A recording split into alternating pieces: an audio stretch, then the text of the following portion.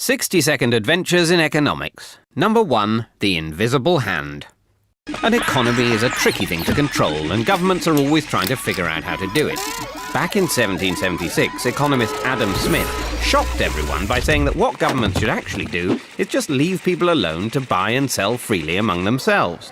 He suggested that if they just leave self-interested traders to compete with one another, markets are guided to positive outcomes as if by an invisible hand.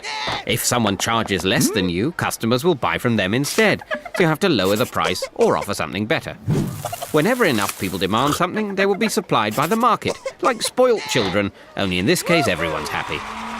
Later free marketeers, like Austrian economist Friedrich Hayek, argued that this hands-off approach actually works better than any kind of central plan. But the problem is economies can take a long time to reach their equilibrium and may even stall along the way. And in the meantime, people can get a little frustrated, which is why governments usually end up taking things into their own more visible hands instead. Number 2, the paradox of thrift.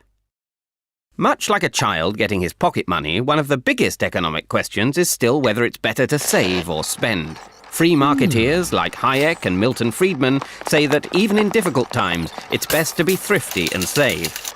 Banks then channel the savings into investment in new plants, skills and techniques that let us produce more. And even if this new technology destroys jobs, wages will drop and businesses hire more people. So unemployment falls again. Simple, at least in the long run. But then a live fast, die young kind of chap called John Maynard Keynes cheerfully pointed out that, in the long run, we're all dead. So to avoid the misery of unemployment, the government should instead spend money to create jobs. Whereas if the government tightens its belt when people and businesses are doing the same, less is spent, so unemployment gets even worse. That is the paradox of thrift. So instead they should spend now and tax later when everyone's happy to pay.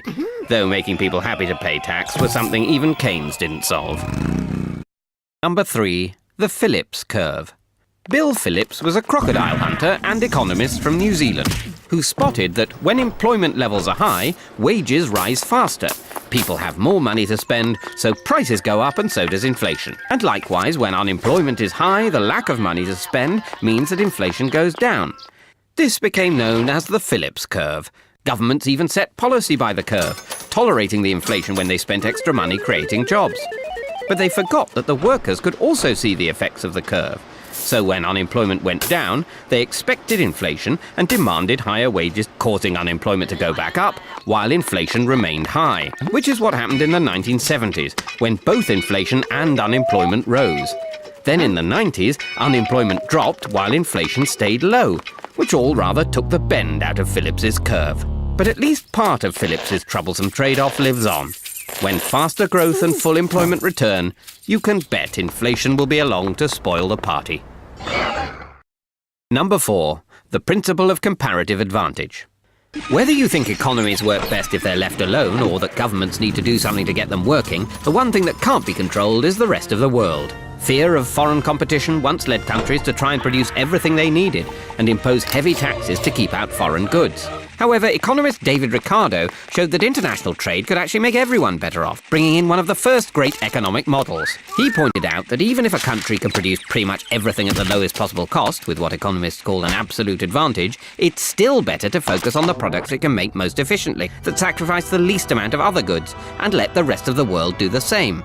By specializing, they can then export these surpluses to each other and both end up better off.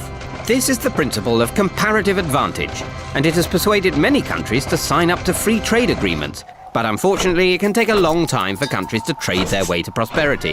And because it's now much easier to move to where the money is, it's increasingly not only goods that cross borders, but people, which has somewhat uprooted Ricardo's theory.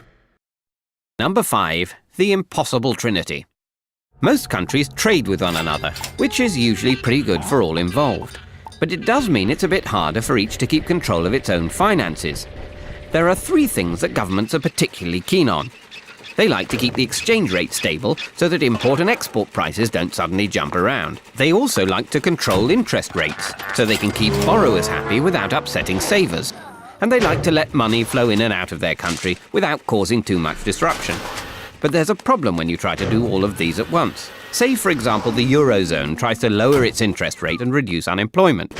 Money flows out to earn higher interest rates elsewhere. Exchange rates drop, which causes inflation, so the euro interest rate is forced back up again. You can either fix your exchange rate and let money flow freely across national borders, but have no control over your interest rates, or control your interest and exchange rates, but then you can't stop the capital flowing in and out. But like an overzealous triathlete, you can't do all three at once. Number 6. Rational choice theory. Of all the things to factor in when running an economy, the most troublesome is people.